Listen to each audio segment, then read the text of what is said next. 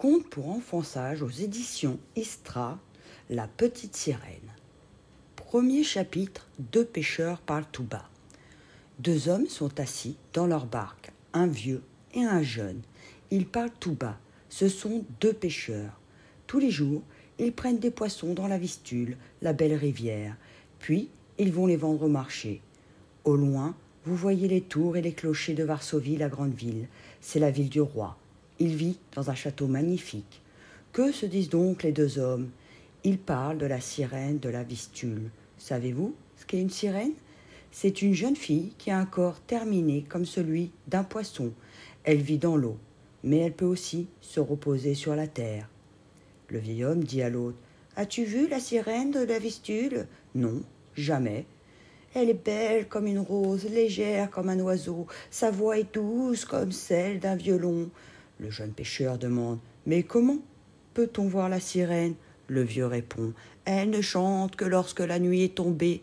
Pour la voir, il faut se cacher au bord de la rivière. » Le jeune homme dit à son tour: « Nous devrions essayer de l'attraper. Comme nous prenons des poissons, nous irons ensuite le vendre au roi. » Le vieux pêcheur répond encore: « C'est une bonne idée. Le roi mettra la sirène dans un bassin de son palais.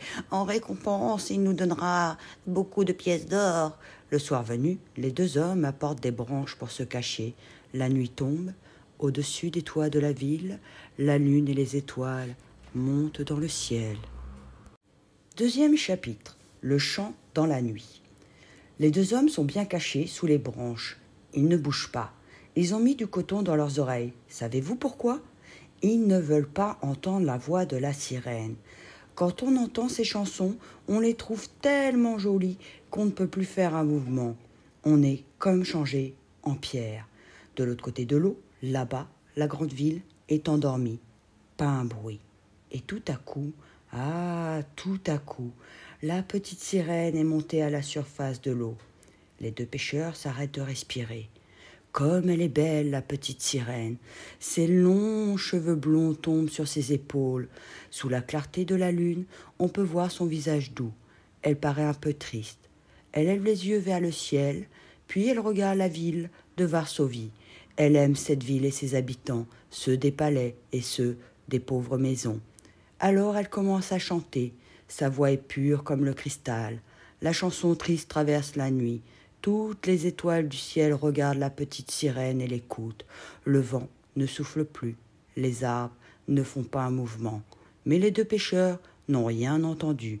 Bientôt, ils voient que la petite sirène se rapproche de la berge. Elle veut sans doute s'asseoir un moment sur la terre. Et hop, le vieil homme a lancé son filet. Les mailles s'écartent autour d'elle. Pauvre petite sirène, tu es prisonnière. Troisième chapitre.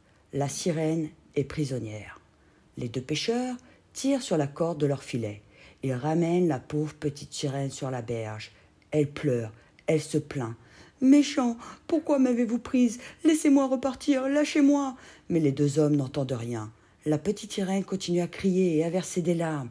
Le plus jeune demande: « Où la gardons-nous cette nuit? C'est seulement demain matin que nous pourrons la vendre au roi. » Le vieux pêcheur répond: « Voici une étable où s'abritent des vaches. Mettons-y la sirène. Demain matin, nous viendrons la chercher. » Les deux hommes attachent la sirène à une mangeoire.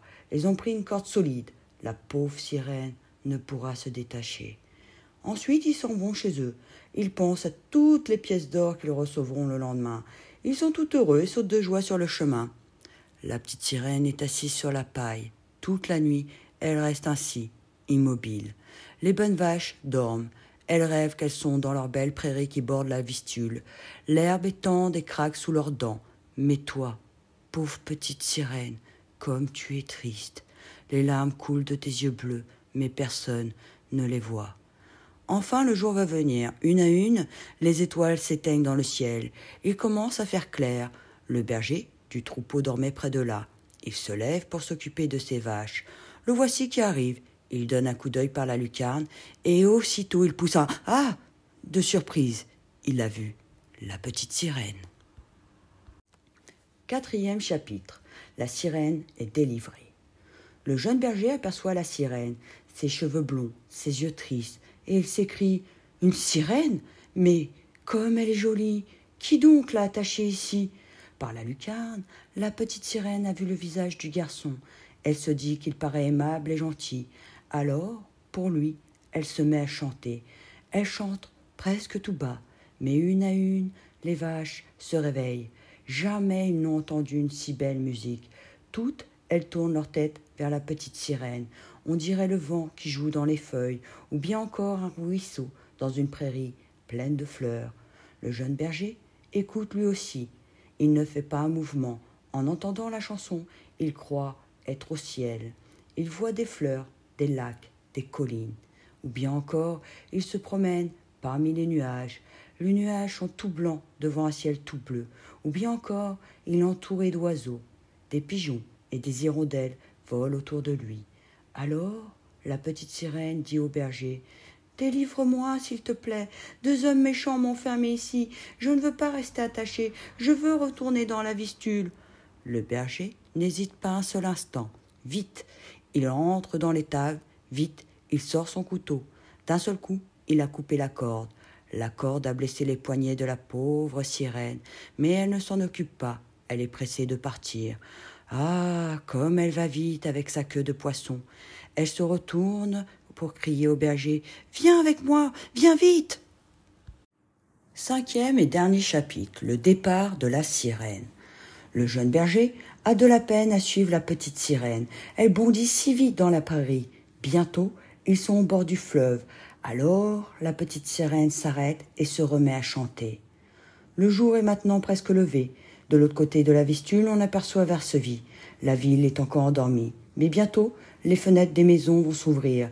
Les gens descendront dans la rue. La petite sirène chante pour la ville. Elle chante une dernière fois. J'aimais cette ville, j'aimais ce pays, j'aimais les gens qui vivent ici. Je chantais pour eux tous, mais on a voulu me prendre et m'enfermer. Je ne veux pas être prisonnière, même dans le palais du roi. Je m'en irai au fond de la Vistule et je ne reviendrai plus chanter à la surface de l'eau.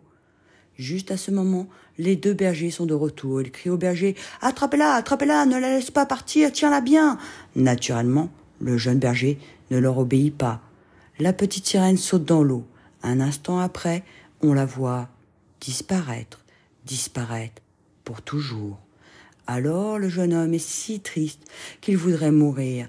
Il ne veut plus bouger de là. Il restera à cet endroit jusqu'à ce que la sirène revienne. Et savez-vous ce qui lui arrive? Il est transformé en arbre, et l'arbre étend ses branches vers le fleuve. Jamais la petite sirène est sortie de l'eau pour chanter.